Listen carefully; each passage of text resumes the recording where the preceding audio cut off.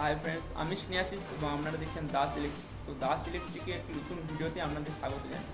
তো বন্ধুরা, আজ আমি ভিডিওটাতে এসেছি তার মেনলি কারণ যে ডিসি মোটর নিয়ে।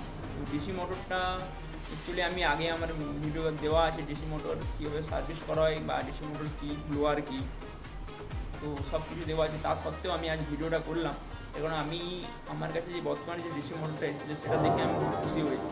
তার কারণ ডিসি মোটরটার এজ আমার এজের থেকে অনেকটাই বড়, এবং এটা আমি দেখেই আমার মনে হলো আমি ভিডিওটা করা উচিত এবং আপনাদের সঙ্গে শেয়ার করা উচিত।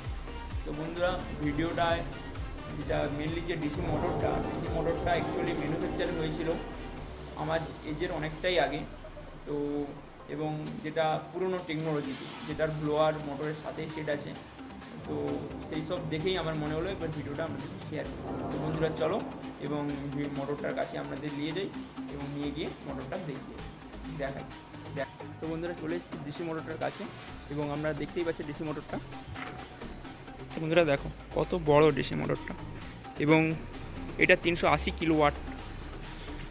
এটা হচ্ছে 380 কিলোওয়াট, এবং বন্ধুরা তোমরা দেখতেই পাচ্ছ 380 কিলোওয়াট, এবং ভোল্টেজ যেটা 440 ভোল্ট, এবং অ্যাম্পিয়ার নেবে যেটা 884 ভোল্ট।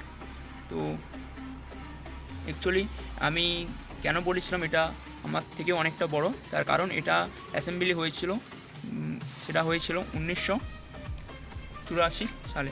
তো তার জন্যই আমি আপনাদের বলেছিলাম এটা আমার থেকে অনেক বড় এবং আমার বয়সের থেকে অনেক বেশি বয়স এই মোটরটা।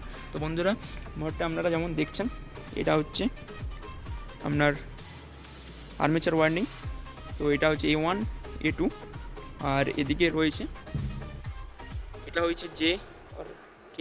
এই দুটো হচ্ছে ফিল্ড ওয়ার্নিং, এবং এগুলো হচ্ছে টেম্পারেচার। তো বন্ধুরা দেখতে পাচ্ছ আরেকটা জিনিস যেটা বলছিলাম, ব্লোয়ার। আমার আগের যে মোটরটা ভিডিও করা আছে এটা অ্যাকচুয়ালি ব্লোয়ার ছিল সেটা। তো আপনারা ভাবছেন এটার মধ্যে ব্লোয়ার কোথায় বা এটা ব্লোয়ারটা লাগাবো কোথায়, যেহেতু এটা দেখেন ব্লোয়ারে বাতাস এড়ানোর জন্য গ্যাপ দেওয়া হয়েছে, বা মোটরের বাতাস এয়ার পাসিংয়ের জন্য। তো বন্ধুরা, এর এয়ার পাস করার জন্য তো জায়গা আছে, কিন্তু ব্লোয়ার কোথায়? তো বন্ধুরা আপনাদের দেখাচ্ছি আমি ব্লোয়ারটা কোথায়। তো বন্ধুরা দেখতে পাচ্ছেন এর অ্যাকচুয়ালি ব্লোয়ারটা ভিতরেই মোটরের ভেতরেই যে সেট আপ করা আছে, এবং আপনার স্যাপের ভেতরেই যেটা সেট আপ করা আছে।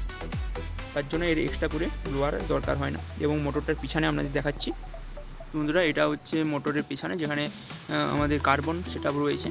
তো দেখতেই পাচ্ছেন